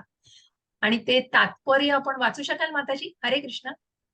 कोणाला वाचायची इच्छा आहे? अगदी निसंकोचपणे संजना माताजींना सांगा, तुमचा हँड रेज करू शकता, कोणीही वाचू शकता. आपलं सुंदर कुटुंब आहे, त्यामुळे तुम्हाला निश्चितच कोणालाही वाचण्याची इच्छा असेल तर माताजींना सांगा. वाचू का? हो, वाचा वाचा. हरे कृष्ण माताजी. हरे कृष्ण. देहधारी जीवात्मा जरी इंद्रिय उपभोगापासून निवृत्त झाला तरी त्याची इंद्रिय विषय बद्दलची गोडी राहतेच, परंतु उच्चतर रसाचा अनुभव घेऊन अशी कार्य थांबविल्यास तो चेतनेमध्ये स्थिर होतो. तात्पर्य: मनुष्य जोपर्यंत दिव्य स्तरावर स्थित होत नाही तोपर्यंत तो इंद्रिय तृप्तीपासून पूर्णपणे परावृत्त होऊ शकत नाही. माताजी एक मिनिट. हरे कृष्ण. तुम्ही हरे कृष्ण. 58चं वाचताय ना, कासवाचं जे आपण म्हणतो? 58चं वाचू का? हा, मी ते सांगितलं ज्याप्रमाणे कासव आपले हा, अवयव. ठीक आहे, ठीक आहे. ना? हा, ठीक आहे. हा, ज्याप्रमाणे कासव आपले अवयव आपल्या कवचात आवरून घेते त्याप्रमाणे जो आपल्या इंद्रियांना इंद्रिय विषयांपासून आवरून घेतो तो पूर्णपणे चेतनेमध्ये दृढपणे स्थिर होतो. तात्पर्य: कोणत्याही योगी, भक्त आणि किंवा आत्मसाक्षात्कारी जीवाची कसोटी ही आहे की तो आपल्या योजनेप्रमाणे आपल्या इंद्रियांना नियंत्रित करू शकतो, करू शकत असतो. परंतु अधिकतर लोक हे इंद्रियाचे गुलाम असतात आणि म्हणून ते इंद्रियाच्या मार्गदर्शनाखाली कार्य करीत असतात. योगी कोणत्या प्रकारे स्थित असतो या प्रश्नाचे हेच उत्तर आहे. इंद्रियाची तुलना ही विषारी सर्पाशी केली जाते. त्यांना अनिर्बंध आणि स्वैर आचरण करायचे असते. योगी किंवा भक्ताने गारुड्याप्रमाणे सर्परूपी इंद्रियांना नियंत्रित करण्यामध्ये अत्यंत खंबीर असले पाहिजे. तो आपल्या इंद्रियांना स्वतंत्र रीतीने वागण्याची मोकळीक कधीच देत नाही. शास्त्रामध्ये अनेक आदेश, नियम आहेत व त्यापैकी काही विधेयात्मक, सकारात्मक आहेत, तर काही निषेधात्मक, नकारात्मक आहेत.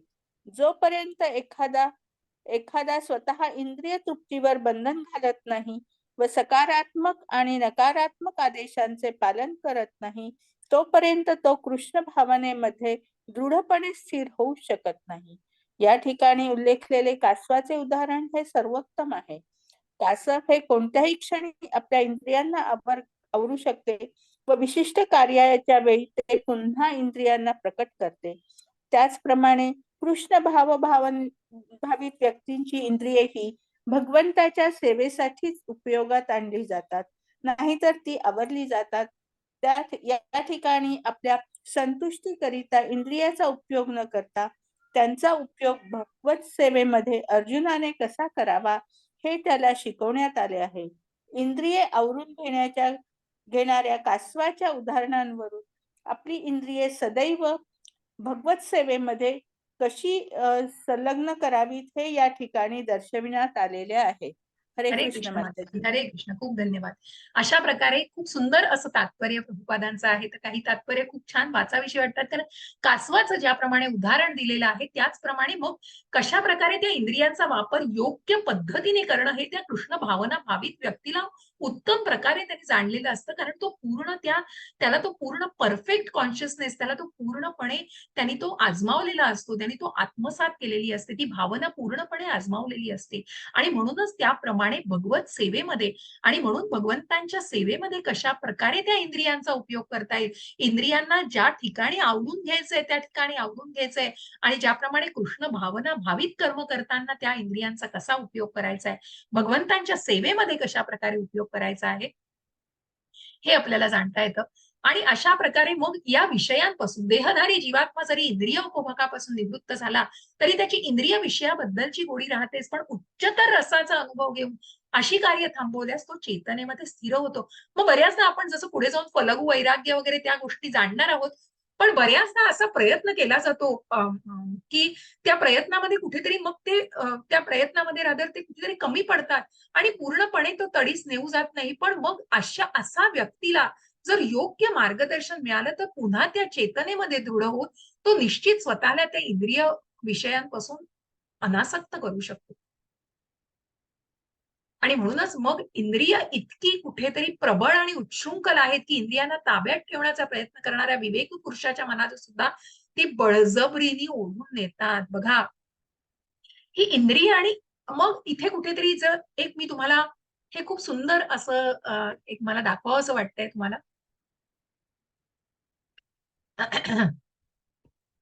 जे आपण मगाशी बघितलं आणि खूप सुंदर अशी ती आकृती आहे. मला ती नेहमीच आवडते. मी 18 दिवसांच्या अध्यायात पण ती आकृती मला नेहमीच आवडायची. ही खूप सुंदर आकृती आहे की इथे मनाचं बघा मग दिलेलं आहे की मनाचं चॅरियट ऑफ द माइंड, मनाचा रथ आहे हा. या मनाच्या दोऱ्या आहेत मनाच्या आणि इंद्रिय कुठे येतो, इंद्रिय ती घोडे आहेत सगळे, त्याचे लगाम आहेत ना, त्या लगामाला कुठेतरी धरलंय. पण त्या लगामाला कशा प्रकारे तर ती इंद्रिय कुठली कुठली आहेत, ही सगळी ज्ञानेंद्रिय दिलेली आहेत. कान, नाक, डोळे आहेत, आपली जीभ आहे आपली आणि त्वचा आहे. मग काय खायचंय, काय बघायचंय, काय त्या जिभेला सगळे चोचले आहेत, हे सगळे कुठेतरी ज्ञानेंद्रिय आहेत आपली. पण त्या मनाने त्यांना धरलेलं आहे हो. त्या मनाला त्यांना धरण्याची खूप अत्यंत गरज आहे. आणि त्यासाठी मग ती बुद्धी ही व्यवसायात्मिकच पाहिजे. कारण ज्याला त्या आत्मसाक्षात्काराचं ज्ञान झालंय, त्याची बुद्धीच हे काम करू शकून तेच मनाला या इंद्रियांना आवर घालायला शिकू शकतं. आणि म्हणूनच त्यासाठीच त्या व्यक्तीने स्वतःवरती ते नियंत्रण मिळवणं, व्यवसायात्मिक बुद्धी कशा प्रकारे करायची, मग ती कृष्ण भावना मनामध्ये जोपासणं हे किती महत्वाचं असतं. मग तू शरीर नाही, आत्मा आहेस. आणि मग त्या आत्मा नुसताच आरूढ झालेला आहे रथामध्ये नाही, त्या आत्म्याला जाणायचंय. मग सकाम कर्मामधली व्यक्ती नाही जाणू शकत त्याला. पण ज्याला ज्यांनी या आत्म्याला जाणलेलं आहे, त्याची बुद्धी निश्चितच त्याच प्रकारे त्या बुद्धीचं व्यवसायात्मिक अशा प्रकारे स्वरूप असतं. आणि मग ती बुद्धी त्या मनाला निश्चितच मार्गदर्शन करू शकते, की मग ती मनाच्या दोऱ्या त्या इंद्रियांना काबूत ठेवू शकतात. असं खूप सुंदर असं हे अ, अ, अ, कृती म्हणजे ही जी आकृती स्वरूप हे जे आहे, मला हे अत्यंत आवडतं. तर आपण निश्चित त्या गोष्टींना जाणण्यासाठी म्हणून मी सांगितलं. तर आपण थोडं पुढे जाऊया. हे बरेचसे श्लोक आपल्याला त्याबद्दलच सांगतायत.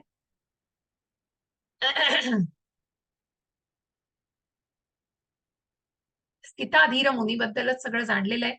मग आता पुढे जाऊन आपल्याला जाणायचंय, की थोडंसं पुढे आपण पुढच्या शेवटच्या काही श्लोकांमध्ये जातोय आपण आता, की मग या इंद्रिय विषयांचं चिंतन करताना मनुष्याची त्या विषयांच्या ठिकाणी आसक्ती वाढत जाते. आणि अशा आसक्तीपासून काम उत्पन्न होतो.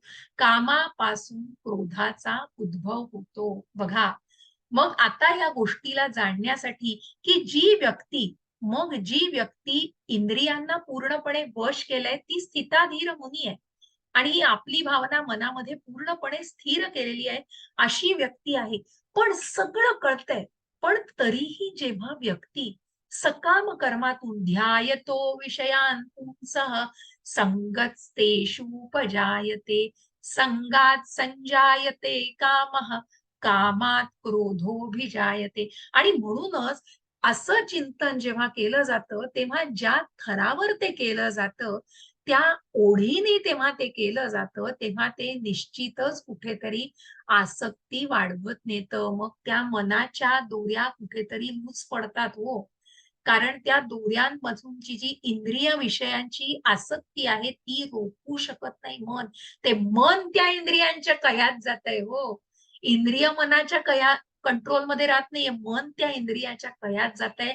आणि ते इंद्रिय विषयांचं चिंतन इतकं वाढत जातंय, की ती आसक्ती मनामध्ये काम उत्पन्न, ही जी वासना आहे ना, ही वासना किती वाईट आहे बघा. कारण मग ती कामवासना उत्पन्न होती. आणि ती कामवासना कुठेतरी ज्या 18 दिवसाच्या अध्यायामध्ये आपल्या वर्गामध्ये खूप सुंदर असं ते अ, अ, त्याचा एरोज प्रमाणे दाखवलेलं, की कशा प्रकारे इंद्रिय विषय आहेत, इंद्रिय विषयाची वाढ कुठेतरी कामवासना, काम क्रोधाला, आणि क्रोध कुठेतरी बुद्धीचा नाश करतंय, मनाला भ्रमिष्ट करतंय. आणि ती व्यक्ती मग निश्चितच कुठेतरी अधःपतनाला जातीये. कारण हे सगळं सांगण्यासाठी मग प्रभुपादांनी खूप सुंदर असं उदाहरण दिलेलं आहे. आणि म्हणून क्रोधात भवती सम्मोहा, सम्मोहात स्मृतिविभ्रमः, स्मृतिभ्रंश बुद्धिनाशो, बुद्धिनाशात प्रणश्यती. क्रोधापासून सम्मोह निर्माण होतो, मोहापासून स्मृती भ्रमित होते. जेव्हा स्मृती भ्रमित होते, तेव्हा मनुष्याच्या बुद्धीचा नाश होतो. बुद्धिनाश होतो, तेव्हा मनुष्य पुन्हा भौतिक अंधकूपात त्याचं पतन होतं. आणि म्हणूनच या सगळ्या गोष्टींनी कशा प्रकारे इंद्रिय विषयांमध्ये आसक्ती इतकी उत्पन्न झालीये. मग प्रभुपाद याचं उदाहरण देताना खूप छान देतात, की जेव्हा एखादी मुलगा आणि मुलगी एकमेकांना आवडतायत इथपर्यंतच आहे, पण ती आवड कधी आसक्तीमध्ये जाते हे हे तुम्हाला नकळत असतं तुमच्या. कारण ते मन ओढलं जातंय, त्या इंद्रिया विषयांकडे मन ओढलं जातंय. आणि ती मन त्या गोष्टींवर आसक्त होतंय. आणि ते इतकं अनकंट्रोल्ड होतं, की मग त्याचं कामवासनेत रूपांतर होतंय. ती कामवासना मग ती कुठल्याही गोष्टींबद्दलची असो, मग जेव्हा त्या व्यक्तीबद्दलच्या गोष्टींची अपेक्षा वाढली जाते, वासना इतक्या थराला जाऊ शकते, तेव्हा ती का मिळत नाहीये म्हणून त्याचं क्रोधात कधी रूपांतर होतं आणि मग तो क्रोध इतका भयानक असतो की तो निश्चितच मग मन आणि बुद्धी याचा पूर्णपणे कुठेतरी नाश करतं, त्या मनाला भ्रमित करतं, त्या बुद्धीचा नाश होतो आणि मन पुन्हा त्या अंधकूपामध्ये जातं, त्या अंधखोल अशा अंधकारामध्ये. मग जे आपण म्हणतो हल्ली डिप्रेशन किंवा अनेक हे शब्द वापरले जातात, किंवा मग ती आसक्ती, मग त्या एकाच गोष्टीविषयी वाढणारी ओढ, मग इतकं ते इतकी वासना असते की ती वासना कधी त्या गोष्टीमध्ये खेचली जाते आणि कधी मनुष्य त्या सगळ्या गोष्टींमध्ये खेचला जातोय आणि मग स्वतःच अधःपतन, स्वतःचाच नाश करणारा स्वतःचाच खड्डा स्वतःच खणला जातो आणि त्या खड्ड्यात स्वतःला पाडून घेतो. अशा प्रकारे ही सगळी अधोगती होती. आणि म्हणूनच असा समर्थ मनुष्य, पण हे सगळं शक्य आपल्याला ज्या भगवंतांनी जे आपल्याला आधीच्या गोष्टींमध्ये स्थिताधीर मुनीचं उदाहरण दिलं, म्हणूनच पण आसक्ती आणि अनासक्ती यापासून मुक्त असणारा आणि स्वातंत्र्याच्या नियामक तत्वांनुसार इंद्रियांना नियंत्रित करण्यामध्ये समर्थ असणारा मनुष्य भगवंतांची पूर्ण प्राप्ती करू शकतो. हे तात्पर्य आपण थोडंसं वाचूया. माताजी वाचाल तात्पर्य? हरे कृष्ण. वाचते. कोणी वाचा. संजना माताजी, तुम्हाला वाचायचं असेल तुम्ही वाचू शकता कधी. कोण वाचतंय? मी वाचू वाचा का मग? वाचा माताजी, भारती माताजी वाचा. हरे कृष्ण. हरे कृष्ण. तात्पर्य यापूर्वी स्पष्ट करण्यात आले आहे की एखाद्या कृत्रिम पद्धतीने बाह्यतः इंद्रियांचे नियंत्रण करू शकेल, पण जोपर्यंत इंद्रिये भगवंताच्या दिव्य भक्तिपूर्ण सेवेमध्ये संलग्न होत नाहीत तोपर्यंत कोणत्याही क्षणी पतन होण्याचा संभव असतो. पूर्णपणे कृष्ण भावित असलेला मनुष्य जरी वरकरणी दिसण्याला विषयी स्तरावर असला तरी तो कृष्ण भावना भावित असल्या कारणाने त्याला विषयी कर्मामध्ये आसक्ती नसते. कृष्ण भावना भावित मनुष्याला केवळ श्रीकृष्णाच्या संतुष्टीमध्ये आस्था असते आणि इतर कशाचीही आस्था नसते. म्हणून तो सर्व प्रकारच्या आसक्ती आणि विरक्तीपासून मुक्त असतो. जर श्रीकृष्णाची इच्छा असेल तर सामान्यतः अनावश्यक असणारी कोणतीही गोष्ट भक्त करू शकतो आणि श्रीकृष्णांची इच्छा नसेल तर तो असे कधीही करणार नाही की जे सामान्यतः त्याने आपल्या तृप्तीकरता केले असते. म्हणून कर्म करणे अथवा न करणे हे त्याच्या अधीन आहे, कारण तो केवळ श्रीकृष्णाच्या मार्गदर्शनानुसारच कार्य करीत असतो. ही भावना म्हणजे भगवंताची अहैतुक कृपाच आहे. भक्त हा जरी वैषयिक स्तरावर आसक्त असला तरी तो या अहैतुक कृपेची प्राप्ती करू शकतो. हरे कृष्ण माताजी. हरे कृष्ण. खूप धन्यवाद माताजी. म्हणजे या भक्ताविषयी, म्हणूनच जेव्हा कामात क्रोधो विजयते आणि क्रोध कुठेतरी जी कामवासना क्रोधाला आणि मग क्रोध मन बुद्धी या सगळ्याचा नाश करतं, हे सगळं असतं. पण जेव्हा जसं स्थिताधीर मुनीबद्दल भगवंतांनी सांगितलंय तशाच प्रकारे ही जी आसक्ती आहे, ही जी वासना आहे, त्या आसक्ती आणि अनासक्ती यापासून मुक्त असणारा आणि स्वातंत्र्यांच्या नियामक, मग त्याला स्वतंत्र आहे तो स्वातंत्र्यपणे तो त्याच्या इंद्रिय मन या गोष्टींना तो निश्चितच हाताळू शकतो. परंतु त्या स्वातंत्र्याचा जेव्हा तो कृष्ण भावना भावित कर्म करतो आहे तेव्हा तो स्वातंत्र्याचा योग्य प्रकारेच उपयोग करणार. निश्चितच त्याचं कर्म हे त्याच्या कर्म करणं किंवा न करणं हे त्याच्या अधीन असतं. तो कुठेतरी इंद्रिय कुठेतरी मनाच्या अधीन म्हणजे इंद्रियाच्या अधीन गेलेला नसतो तो. कारण त्यांनी आपल्या मनावरती आसक्ती आणि अनासक्ती ही सगळी टाळण्याचं आणि त्या प्रकारे त्यांनी स्वतःच्या मनावरती तो कंट्रोल मिळवलेला असतो. ते नियंत्रण मिळवलेलं असतं. कारण तो श्रीकृष्णांच्या मार्गदर्शनानुसारच ते कार्य करत असतो. कृष्णाची म्हणतात ना की अगदी अहैतुकी कृपा असते, त्याच्यावर मर्सी असते, त्याच्यावरती ती दया असते. कारण कृष्ण भावना भावित कर्म तो करत असतो. त्यामुळे तो कुठलं अनुचित कर्म करणारच नाही हे अगदी खात्रीने असतो आणि म्हणूनच ही कृपा त्याने प्राप्त केलेली असते. याप्रमाणे संतुष्ट झालेल्या व्यक्तीसाठी भौतिक अस्तित्वांचे त्रिविध ताप नाहीसे होतात आणि अशा प्रसन्न भावनेमध्ये व्यक्तीची बुद्धी लवकरच स्थिर होते. जो भगवंतांशी संबंधित नाही, कृष्ण भावनेमध्ये त्याच्याकडे दिव्य बुद्धीही असत नाही आणि त्याचे मनही स्थिर असू शकत नाही. दिव्य बुद्धी आणि स्थिर मनाशिवाय शांती प्राप्त होण्याची शक्यताच नाही आणि शांती वाचून सुखप्राप्ती कशी होऊ शकते. अशा प्रकारे भगवंतांनी या प्रश्नांमध्ये विचारलेले आहे. ज्याप्रमाणे सोसाट्याच्या वाऱ्याने पाण्यातील नाव इतस्ततः ओढून नेली जाते, त्याप्रमाणे भटकणाऱ्या कोणत्याही एका इंद्रियावर मन केंद्रित झालं तरी इंद्रिय मनुष्याची बुद्धी हरण करतात. बघा, खूप कृतीद्वारे आणि एका चित्राद्वारे मी तुम्हाला हे दाखवण्याचा प्रयत्न करते की माणसाची जी नाव आहे आणि मग कशा प्रकारे मनुष्य असा स्वतःला कुठेतरी बघा की मग मनुष्य इतका कुठेतरी या त्याची जी नाव असते, कारण त्यांनी स्वतःला त्या एका जरी इंद्रिया, मग काय बघायचंय, ज्या अजामिलाविषयी आपण जाणतो इतकं इतकं सगळं पुण्यकर्म केलेलं आहे, पण एका क्षणाची वासना, कारण त्या ज्ञानेंद्रियांना, त्या डोळ्यांना ते बघायचं असलेली ती वासना कुठेतरी त्या व्यक्तीला त्या कुठेतरी खोल दरीमध्ये नेऊन टाकते. आणि म्हणूनच पण अजामिलासारखा त्याला दुसरी संधी भगवंतांच्या कृपेने मिळाली आहे आणि म्हणूनच जी व्यक्ती स्वतःला हे साधू शकते, निश्चितच अहैतुकी कृपा त्या व्यक्तीवरती निश्चित भगवंतांची असते. परंतु ज्या मनुष्याने स्वतःला इंद्रियांच्या कह्यात दिलेलं आहे, त्याची नाव मात्र अशीच पालटणार आहे. आणि म्हणूनच स्वतःला कशा प्रकारे त्या आसक्त आणि अनासक्त गोष्टींवर, आणि म्हणून therefore, O mighty armed one whose senses are restrained from their objects by fixing mind on me, certainly a steady intelligence. A person who is not disturbed by the incessant flow of the desires that enter live rivers into the ocean. एखाद्या कितीही नद्या अगदी मिळत असल्या समुद्राला जाऊन तरी तो समुद्र शांत असतो. कितीही विचार एकत्र केले गेले किंवा त्या मनामध्ये आणले गेले तरीही ते मन शांत स्थिर राहू शकतं.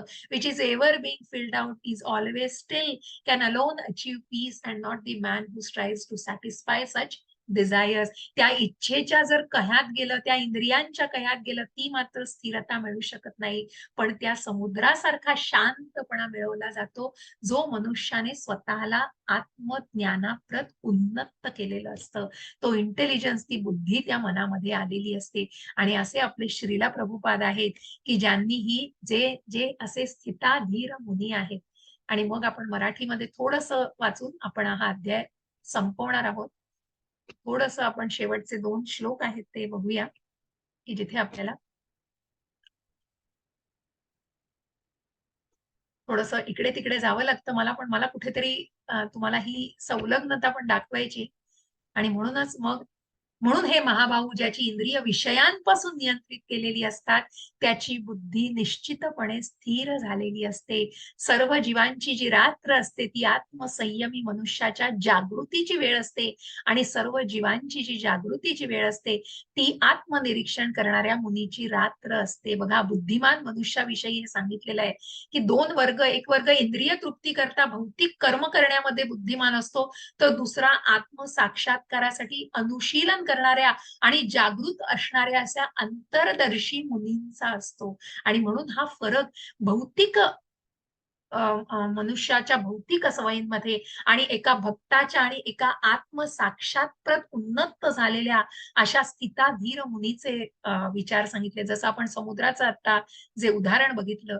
आणि म्हणूनच अशा प्रकारे ज्या मनुष्याने इंद्रिय तृप्तीच्या सर्व इच्छांचा त्याग केलेला आहे, जो निस्पृह अथवा इच्छारहित जीवन जगत आहे, ज्याने पूर्णपणे स्वामित्वाच्या भावनांचा त्याग केलेला आहे, ज्याच्या ठिकाणी मिथ्या अहंकार नाही, तोच केवळ वास्तविक शांती प्राप्त करू शकतो.